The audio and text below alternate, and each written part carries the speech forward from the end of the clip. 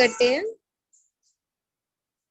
आज हम next chapter discuss करने वाले थे, चैप्टर 2, स्ट्रक्चर ऑफ एटम। ठीक है, मैंने बोला था आपसे कुछ कुछ आप पढ़ के आइएगा। क्या क्या आपने पढ़ा, क्या क्या आपको समझ आया, बताइए।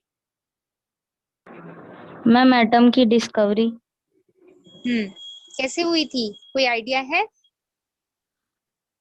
मैम वो जो इंडियन फिलोसोफर महर्षि कन्नाड और वो जो ग्रीक फिलोसोफर थे डेमोक्रिटस, हाँ। उन्होंने सबसे पहले 400 बीसी में ये एटम हम्म। मतलब प्रपोज किया था।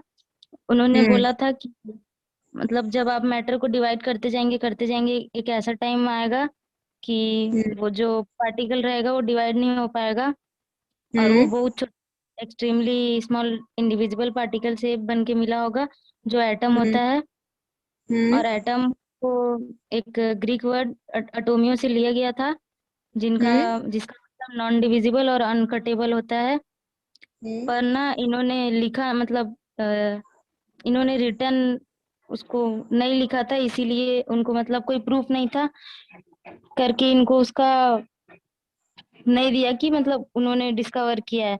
फिर 18 सेंचुरी हम्म। में जॉन डेल्टन ने 1808 में एटॉमिक थ्योरी प्रपोज किया और उन्होंने बोला कि जो मैटर के जो पार्टिकल्स होते हैं वो एकदम स्मॉल पार्टिकल से मिलकर बने होते हैं जिनको एटम कहते हैं और एटम इंडिविजुअल पार्टिकल होता है। हम्म। चलिए, इसके बाद और किसने पढ़ाई की है? मैम एटम को फिर उन्होंने मॉडर्न एटॉमिक थ्योरी में बताया था कि हाँ। एटम डिविजिबल पार्टिकल होता है जिसमें इलेक्ट्रॉन, प्रोटॉन और न्यूट्रॉन प्रेजेंट होते हैं। हम्म। और जो इलेक्ट्रॉन की डिस्कवरी थी वो जे थॉमसन ने की थी कैथोड रे के थ्रू। अच्छा, ठीक है।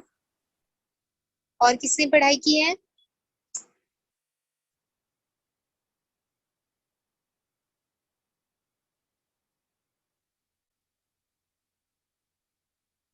बताइए। आयुषी और रिया ने, दोनों ने बताया, मतलब उन्होंने स्टडी की है। और किसने स्टडी की है भाई, बताइए।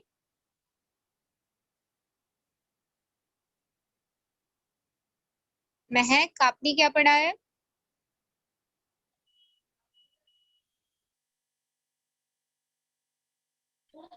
मैम खराब है। तबीयत खराब है, चलिए। शिवानी।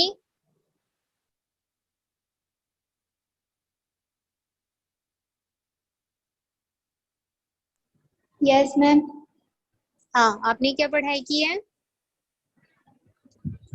मैम जो लॉ बताए थे, law of constant composition, law of multiple proportion, ये जो है डाल्टन का जो एटॉमिक थ्योरी था उसकी वजह से सक्सेसफुल हुआ था, ये जो लॉ है वो बना था। और जो इलेक्ट्रॉन है, इलेक्ट्रॉन का सबसे पहले डिस्कवरी माइकल फैराडे ने किया था। चलिए, अब है यशवर्धन। यस, आपने क्या पढ़ाई की है, बताओ। मैम मैं नहीं पढ़ पाया था कल।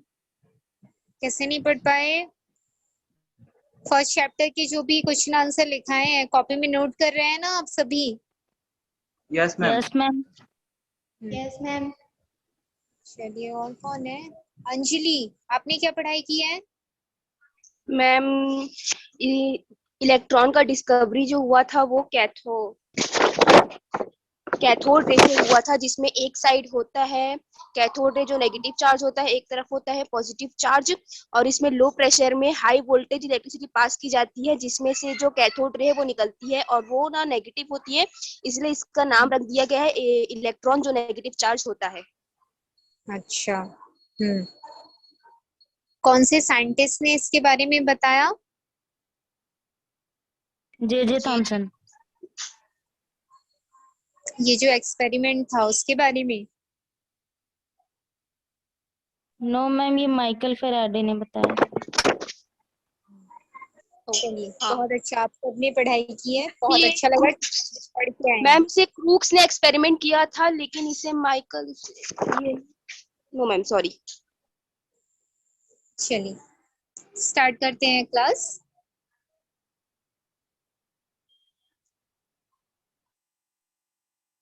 आप सभी ने पढ़ाई की है? जो आपने पढ़ा है उसके आगे पढ़े या फिर कुछ और पढ़े? नो मैम, इसको एक बार आप पढ़ा दीजिए, कंफर्मली थोड़ा हो हाँ जाएगा। चलिए चलिए स्टार्ट करते हैं क्लास। हमारा जो चैप्टर 2 है स्ट्रक्चर ऑफ एटम, मतलब एटम क्या होता है, प्रीवियस जो हमारा जो चैप्टर था उसमें हमने डिस्कस कर लिया है। इसमें हमको पता चलेगा कि आखिर एटम आया कहाँ से, उसकी डिस्कवरीज कैसे हुई, कैसे कैसे इलेक्ट्रॉन, प्रोटॉन और न्यूट्रॉन का कॉन्सेप्ट आया है। इन सारी चीजों को हम इस चैप्टर पे समझेंगे। अभी तक हमने फर्स्ट चैप्टर में ये जाना कि एटम हमारा जो पीरियोडिक टेबल था, उस पीरियोडिक टेबल में कितने एलिमेंट होते हैं, कितने गैसेस हैं, कितने सॉलिड हैं, कितने लिक्विड हैं, टेम्परेचर क्या होता है, प्रेशर क्या होता है, सॉल्यूशंस क्या होते हैं, सॉल्यूशंस में कंपोनेंट कौन से होते हैं, सॉल्यूशन की क्वांटिटी कैसे पता की जाती है, उसकी क्वालिटी कैसे पता की जाती है। ये सारी चीजें हमने फर्स्ट चैप्टर में देखा। कोई केमिकल इक्वेशन कंप्लीट होता है तो किस बेसिस पे होता है, किस बेसिस पे उसका मॉलिक्यूल बनता है, कंपाउंड कैसे बनता है, एटॉमिसिटी कैसे कैलकुलेट की जाती है, एटॉमिक मास क्या होते हैं, उसका यूज मॉलिक्यूलर मास के लिए कैसे किया जाता है। ये सारी चीजें हमने फर्स्ट चैप्टर में देख ली है। ठीक है, आप जो जो चीजें बेसिक तौर पर जो जो पॉइंट आप पढ़ते हो, उस पॉइंट को जो रफ कॉपी आप यूज करते हो, उस रफ कॉपी पे आप उसको लाइन से एक चैप्टर के टॉपिक्स बना के लिखिएगा। आपने 10 टॉपिक पढ़ा है, 15 टॉपिक पढ़ा है या 20 टॉपिक्स पढ़ा है, हर टॉपिक्स में जो बेसिक पॉइंट, जो एक 1 लाइन आंसर्स होते हैं, आपको पता होगा, वो 1 लाइन आंसर्स आप अपनी कॉपी पे नोट करके रखिएगा, चैप्टर नेम्स लिख के 1 टॉपिक्स के साथ। तो आप उस चीज को कभी भूलोगे नहीं और केमिस्ट्री समझने में आपको प्रॉब्लम नहीं होगा। ठीक है, ये अभी आपका स्टार्टिंग है, 11th क्लास न्यू रहता है, आप नया नया कॉन्सेप्ट इस पे सीखते हो, इस वजह से मैंने एक बेसिक आइडिया आपको दे दिया कि आप कैसे चीजों को याद रखोगे। ठीक, अब आते हैं हम हमारे सेकंड चैप्टर पे, जिसमें जनरली एटम क्या होता है ये तो हम जान चुके हैं, लेकिन एटम का स्ट्रक्चर कैसे होता है यहाँ तक हम नहीं पहुंच पाए थे अपने फर्स्ट चैप्टर पे। तो यहाँ तक पहुंचने के लिए क्या क्या एक्सपेरिमेंट किए गए, कौन कौन से प्रोसेसेस किए गए, कैसे कैसे इनके जो पार्टिकल्स हैं उनके बारे में पता चल पाया, वो सारी बात हम इस चैप्टर में जानेंगे। ठीक है, तो जैसा आप लोगों ने बताया, लगभग 400 बीसी जो बिफोर क्राइस्ट होता है, उस टाइम पे 2 साइंटिस्ट हुए थे, जिसमें एक इंडियन साइंटिस्ट थे, हम बोल सकते हैं महर्षि कनाद जिनको बोला जाता था, और एक ग्रीक फिलोसोफर हुआ करते थे जिनको डेमोक्रिटस बोला जाता था। इन दोनों साइंटिस्ट ने सबसे पहले किसके बारे में बताया था, एटम वर्ड्स के बारे में बताया था। फर्स्टली इन्होंने प्रपोज्ड किया था, इससे पहले किसी ने भी इसके बारे में नहीं बताया था। और इन्होंने अपने प्रोसेस से यही बोला कि जो भी हमारा मैटर होता है, मैटर मीन्स एक टाइप का सब्सटेंस होगा जिसका कोई भी स्पेस ऑक्यूपाई करेगा और कोई भी उसका मास होगा।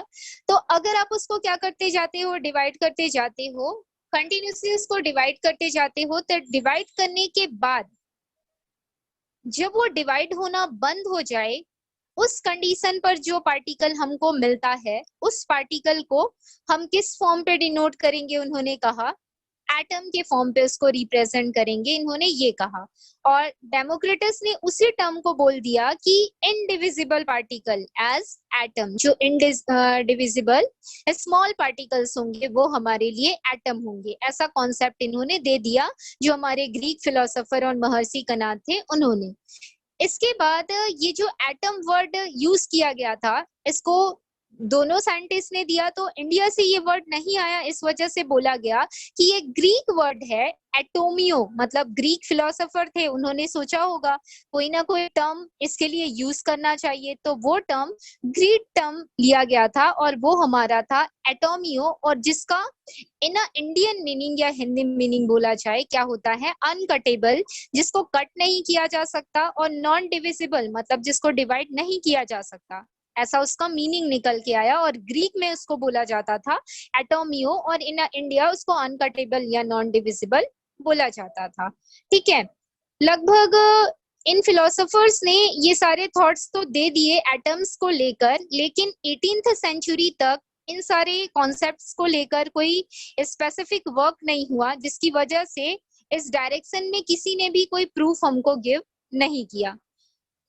आफ्टर सेवरल सेंचुरी, कुछ सेंचुरीज के बाद 1808 पे जॉन डाल्टन नाम के एक साइंटिस्ट आए जिन्होंने एक थ्योरी प्रपोज्ड की, एटॉमिक थ्योरी, जो कि इस एटम से रिलेटेड थी, जिसमें इन्होंने ये बोला कि मैटर का जो हमारा स्मॉलेस्ट पार्टिकल होता है उसी को ही हम क्या बोलते हैं, एटम बोलते हैं। मतलब उन्हीं के कही गई बातों को इन्होंने दोबारा कहा, और इन्होंने भी यही कहा कि जो एटम होता है वो इनडिविजिबल पार्टिकल होता है, और जनरली इसका जो बाय मास अगर बोला जाए तो ये आइडेंटिकल होते हैं। इन्होंने ये एक नया कॉन्सेप्ट दे दिया, ठीक है, कि बाय मास अगर पूछा जाएगा तो इसके जो एलिमेंट्स होंगे एटम्स के वो आइडेंटिकल होंगे। तो ये एक क्वेश्चन मार्क वाला सेंटेंस था, और ये सेंटेंस जब आया तो उसके बाद बहुत सारी थ्योरीज फिर धीरे धीरे आने लगी, और इस टाइम पर इनका ये जो टर्म था atoms of an elements are identical, इनका ये जो सेंटेंस था,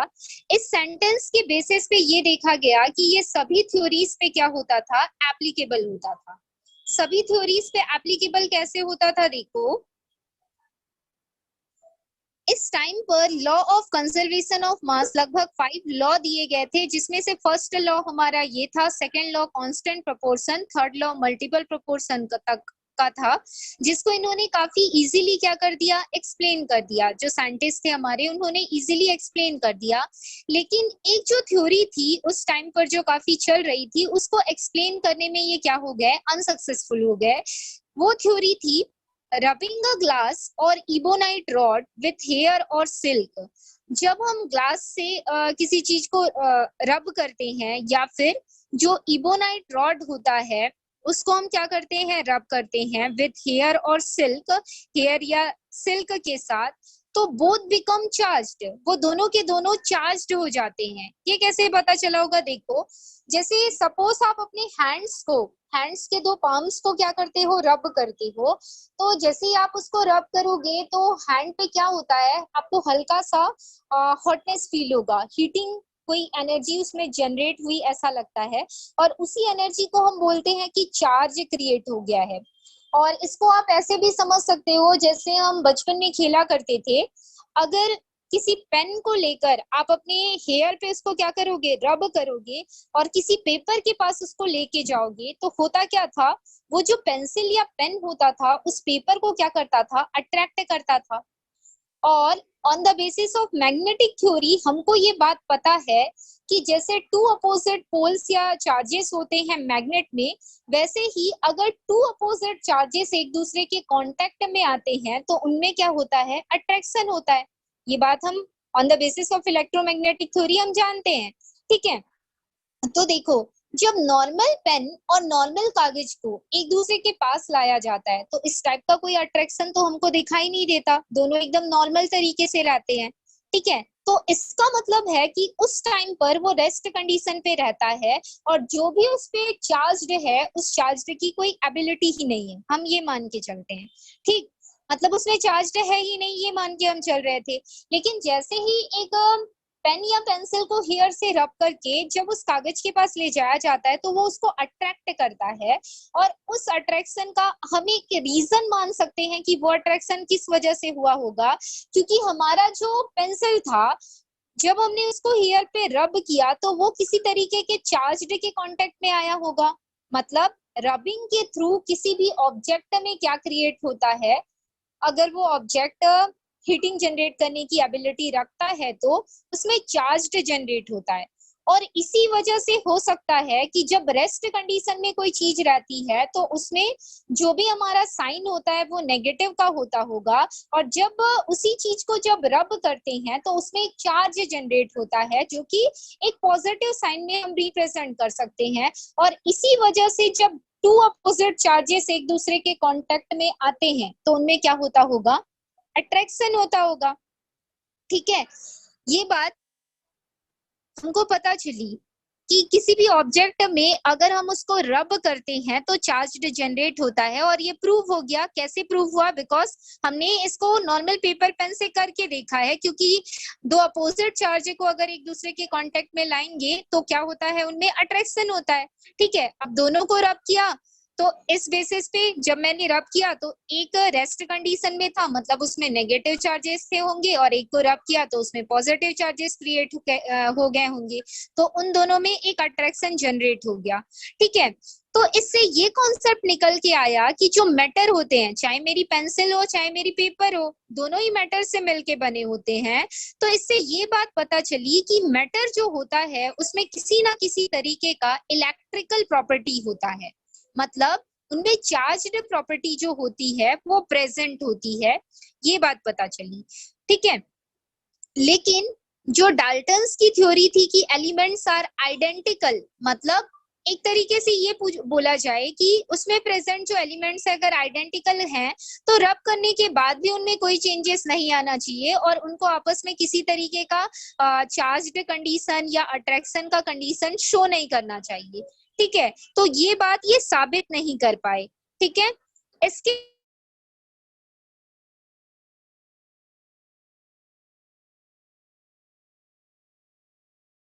डाल्टन्स थे वो ज्यादा कुछ नहीं बता पाए कि उनमें प्रॉपर्टीज में कोई चेंजेस आता है तो कैसे आता है। आखिर जो हमारे पास मैटर होता है उसका इंटरनल स्ट्रक्चर कैसे रहता होगा कि आफ्टर जब हम उसको रब करते हैं तो उसमें चार्ज जनरेट होता है। तो ये क्वेश्चन बन गया कि इंटरनल स्ट्रक्चर ऑफ मैटर रहता होगा। ठीक है, तो इंटरनल स्ट्रक्चर ऑफ मैटर को ये एक क्वेश्चन ही बन के रह गया उस टाइम पर। इसके बाद जब 19th सेंचुरी का एंड होने वाला था और 20th सेंचुरी की बिगनिंग का टाइम था, उस टाइम पर बहुत सारे साइंटिस्ट आए जिन्होंने मैटर को लेकर बहुत सारी डिस्कवरीज दी या थ्योरीज दी। उनमें जो मेन साइंटिस्ट थे हमारे जे थॉमसन है, गोल्डस्टीन है, रदरफोर्ड है, चैडविक है, बोर्स है, ये सभी साइंटिस्ट आए और इन साइंटिस्ट ने रिसर्चेस के थ्रू ये एस्टेब्लिश किया कि जो एटम्स होते हैं वो सब एटॉमिक पार्टिकल से क्या होते हैं, बने हुए होते हैं, और उन सब एटॉमिक पार्टिकल्स को हम क्या बोलते हैं, electron, protons and neutrons, and this subatomic particles are also known as fundamental particles. इससे मतलब ये बात तो पता चल गई कि अगर किसी ऑब्जेक्ट को लेकर रब कर रहे हैं तो उसमें चार्ज जनरेट हो रहा है। अगर चार्ज जनरेट हो रहा है तो ऑब्वियसली सी बात है, अगर कोई चीज जब हम उसको रब करते हैं तो उसमें अगर पार्टिकल प्रेजेंट होगा उसमें वाइब्रेशंस होगा, क्योंकि उसके पार्टिकल क्या करने लगेंगे, कोलिजन करने लगेंगे, और जैसे जैसे कोलिजन होता जाएगा उसके अंदर प्रेजेंट जो भी पार्टिकल होंगे वो मोशन करने लगेंगे, और मोशन से ही एक आइडिया लग सकता है कि जो चार्ज्ड है वो जनरेट हो रहा है। क्योंकि जब हम अपने पाम को रब करते हैं तो उससे भी हमको एक एनर्जी ही प्रोवाइड हो रही है ऐसा महसूस होता है। तो इससे यही बात पता चली कि उसके अंदर कोई ना कोई पार्टिकल जैसा एक कैरेक्टर होगा जिसकी वजह से वो क्या जनरेट कर रहे हैं, उन चार्जेस को जनरेट कर रहे हैं, ऐसा समझा गया। और ऐसा समझते ही देखिए इसमें रॉड की बात की गई है। अब रॉड का मतलब क्या है, यहाँ पे एटम ही होगा एक टाइप का रॉड। अब एटम कैसे होगा, इसको कोरिलेट करो। एटम जो होता है वो मेटल हो सकता है, नॉन मेटल हो सकता है, मेटेलॉइड हो सकता है, आप सभी जानते हैं। तो मैंने अगर बोला आयरन का रॉड, तो आयरन का रॉड कौन से एटम से बना होगा, आयरन एटम से बना होगा। ठीक है, तो यहाँ पर उस आयरन के रॉड को अगर मैं रब कर रही हूँ तो सपोज अगर चार्ज जनरेट हो रहा है, मतलब उस एटम के अंदर अदर पार्टिकल भी तो प्रेजेंट होगा ना, इसी वजह से उसमें क्या जनरेट हो रहा होगा, वो चार्ज जनरेट हो रहा होगा।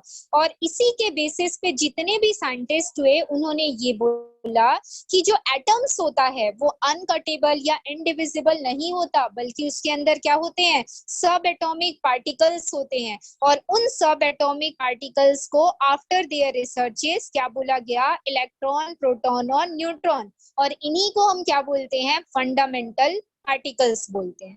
ठीक है, इसके बाद देखिए ये तो पता चल गया कि एटम के अंदर पार्टिकल्स प्रेजेंट हैं और उन पार्टिकल्स में इलेक्ट्रॉन, प्रोटॉन, न्यूट्रॉन प्रेजेंट है।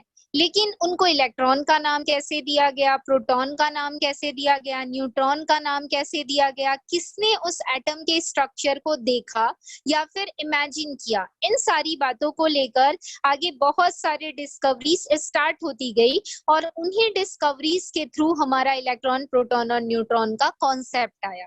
ठीक है, यहाँ पर सबसे पहले डिस्कवरी ऑफ इलेक्ट्रॉन के बारे में बताया गया है। तो देखिए, इन 1830 एक साइंटिस्ट हुए थे जिनका नाम था माइकल फैराडे। माइकल फैराडे ने क्या देखा, देखो,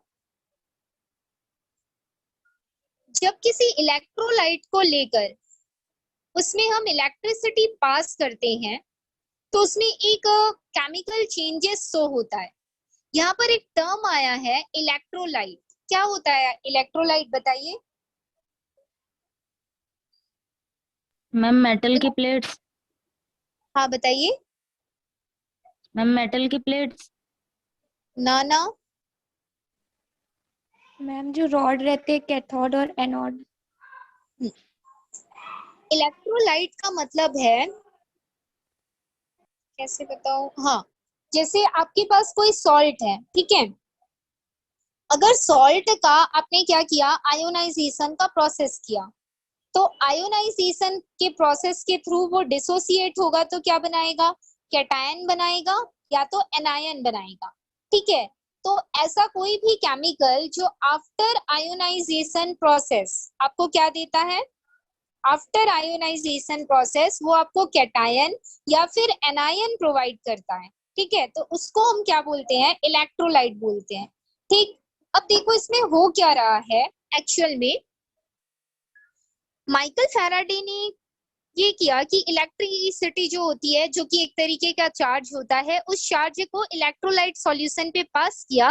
तो इलेक्ट्रोलाइट पे पास करने पर उनको एक चेंजेस अपीयर हुआ। कैसा चेंजेस था, क्या चेंजेस था, इसके बारे में उनको कुछ नहीं पता चला, लेकिन एक चेंजेस अपीयर हुआ।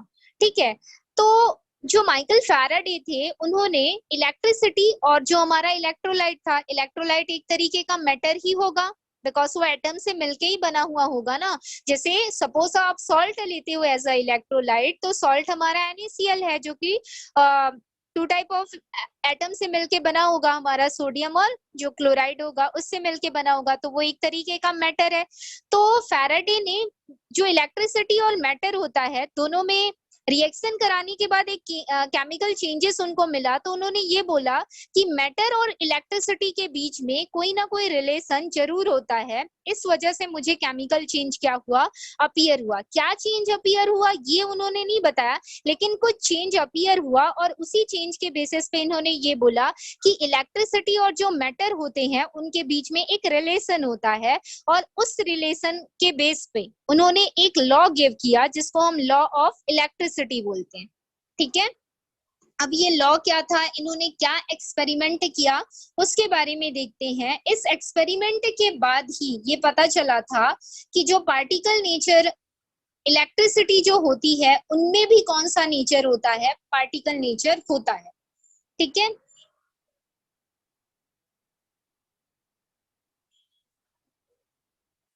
तो देखिए इसको इन्होंने कैसे एक्सप्लेन किया होगा। इन्होंने पहले ये बोला कि मैटर और इलेक्ट्रिसिटी के बीच रिलेशन होता है, और उस रिलेशन के थ्रू इन्होंने एक कॉन्सेप्ट दे दिया कि जो हमारी इलेक्ट्रिसिटी होती है उनमें एक पार्टिकल नेचर होता है। ठीक है, अब इस सेंटेंस को लेकर इन 19th सेंचुरी बहुत सारे साइंटिस्ट आए थे, और उन साइंटिस्टों ने स्टडी के थ्रू एक एक्सपेरिमेंट किया था। इस एक्सपेरिमेंट में इन्होंने क्या किया था, देखिए, जनरली इन्होंने एक वैक्यूम ट्यूब लिया। वैक्यूम ट्यूब किसको बोला जाता है, बताइए। मैम जिसमें ऑक्सीजन एब्सेंट हो। ठीक है, जिसमें वैक्यूम नहीं होगा, किसी भी टाइप का कोई मीडियम नहीं होगा, उसको हम क्या बोलेंगे, वैक्यूम ट्यूब बोलेंगे। ठीक है, तो इस वैक्यूम ट्यूब को इन्होंने लिया और इस ट्यूब को इन्होंने नाम दिया, कौन सा नाम, कैथोड रे ट्यूब। ये कैथोड रे आपके लिए एक नया टर्म है, याद रखिएगा इस बात को। ठीक है, इस वैक्यूम ट्यूब ने इन्होंने इलेक्ट्रिक डिस्चार्ज किया।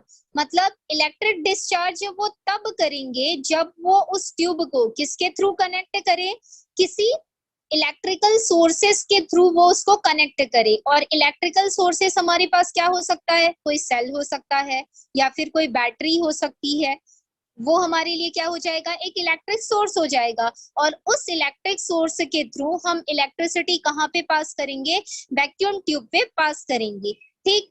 और उस ट्यूब को नाम दिया गया कैथोड रे ट्यूब। अब ये जो कैथोड रे ट्यूब था, इसमें एक गैस फिल किया गया, और वो जो गैस था वो काफी लो प्रेशर पे क्या किया गया था, जनरेट किया गया था। वैक्यूम ट्यूब मतलब वहां पर जो भी एक तरीके का तो उसमें मीडियम नहीं होगा, अगर आप उस पे प्रेशर लगाओगे, एक लो प्रेशर यहाँ पे बताया जा रहा है, मतलब वहां का जो प्रेशर था उस टाइम पर आप उसमें इलेक्ट्रिसिटी पास करोगे। लो प्रेशर का मतलब काफी कम, आप उस पे एटमॉस्फेरिक प्रेशर की यहाँ पे बात की जा रही है। यहाँ पर जो प्रेशर लगाया गया था लगभग 10⁻⁻2 टू 10⁻⁻4 एटमॉस्फेरिक प्रेशर लगाया गया था। इस बात को याद रखिएगा, जो कि बहुत ही कम प्रेशर होता है, आप ये मान के चलो। और इस प्रेशर में हमने क्या किया था, पासिंग ऑफ इलेक्ट्रिक डिस्चार्ज, मतलब जो हमारा करंट का सोर्स था, उस करंट के सोर्स से हमने इलेक्ट्रिसिटी को इस ट्यूब पर क्या किया, डिस्चार्ज किया। और जो करंट का सोर्स हमने दिया था वो काफी हाई वोल्टेज का क्या था, सोर्स था। और जैसे ही हमने देखा कि हमने क्या किया, उसमें इलेक्ट्रिसिटी काफी हाई वोल्टेज की उस वैक्यूम ट्यूब के अंदर पास की with the help of electricity source, तो उसमें से जो इलेक्ट्रिसिटी है वो फ्लो होने लगी, और वो जा रही थी कहाँ पे, negative electrode cathode towards positive electrode anode. यहाँ पर ये बात पता चल रही है कि उन्होंने जो वैक्यूम ट्यूब लिया था उसमें इन्होंने 2 इलेक्ट्रोड का यूज किया है। 2 इलेक्ट्रोड में से एक इलेक्ट्रोड उनका पॉजिटिव चार्ज का है और दूसरा इलेक्ट्रोड उनका कौन से चार्ज का है, नेगेटिव चार्ज का है।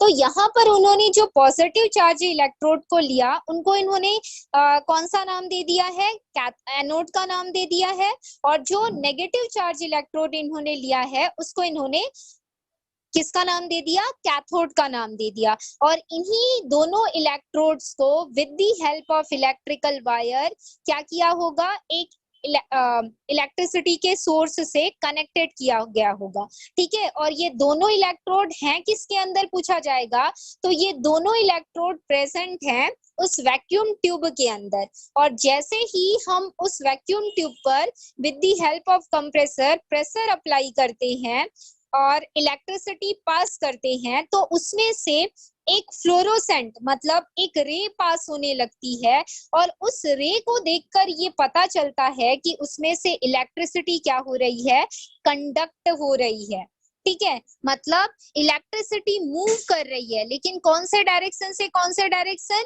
जो हमारा कैथोड इलेक्ट्रोड है, कैथोड इलेक्ट्रोड से वो कहाँ पे जा रही है, एनोड इलेक्ट्रोड के साइड पे जा रही है। तो इससे ये बात पता चल रही है कि वो एनोड से कैथोड भी तो जा सकती थी, लेकिन वो कैथोड से एनोड क्यों जा रही है। तो इसी के बेसिस पे ये बोला गया कि अगर वो कैथोड के डायरेक्शन से आ रही है और आपको एक रे के फॉर्म में या लाइट के फॉर्म पे या फ्लोरोसेंट जो होता है शाइनिंग, उसके फॉर्म पे दिखाई दे रहा है और कैथोड से एनोड के साइड पे जा रहा है, तो कैथोड के साइड से जाने की वजह से और एक रे का स्ट्रक्चर हमको दिखाई देने की वजह से हमने उसको क्या नाम दे दिया, कैथोड रेस का नाम दे दिया। अभी तक इन्होंने उसका साइन या सिंबल नहीं बताया, याद रखिएगा। सिर्फ उस हमको इलेक्ट्रोड का साइन पता है कि जो कैथोड है उसका नेगेटिव साइन है, ठीक है, इस बात को याद रखिएगा। उन्होंने जो नाम दिया, कैथोड रे का नाम दिया, इन्होंने साइन का यहाँ पे कहीं भी डिस्कशन नहीं किया है कि मैंने पॉजिटिव जो साइन है उसको कैथोड रे का नाम दिया है या नेगेटिव जो साइन है उसको कैथोड रे का नाम दिया। इन्होंने उस रॉड और वहां से निकलने वाली रे, जो कि वहां पे प्रेशर अप्लाई करने की वजह से और हाई वोल्टेज की इलेक्ट्रिसिटी उस वैक्यूम ट्यूब के अंदर डिस्चार्ज करने की वजह से क्या हो रही थी, कंडक्ट हो रही थी, उसके बेसिस पे उन्होंने उस रे को नाम दे दिया कैथोड रेस, ठीक है। तो यहाँ से एक्चुअल डिस्कवरी स्टार्ट हुई कि आखिर जो इलेक्ट्रॉन्स हैं वो होते क्या हैं।